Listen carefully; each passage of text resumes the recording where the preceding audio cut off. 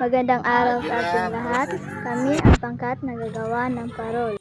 Ang aming mga kagamitan ay ang kawayan, pantali, stick glue, dahon ng niyog, kabkab, at ang balat ng niyog. Nagtutulungan kami upang maisagawa namin ng maayos ang parol.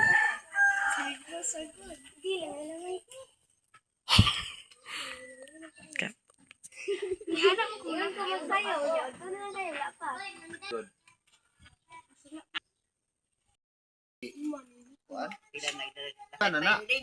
Ha? Ay.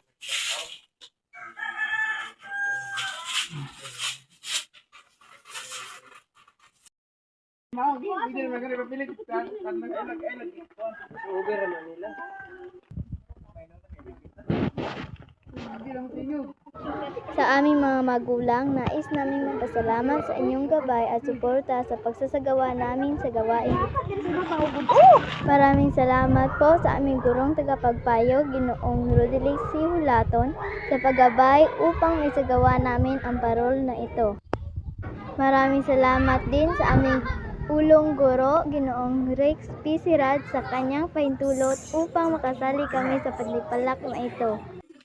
Maraming salamat DCCCO YGLC sa pagkakakita namin ang aming kakayahan. Naway patnubayan tayong lahat.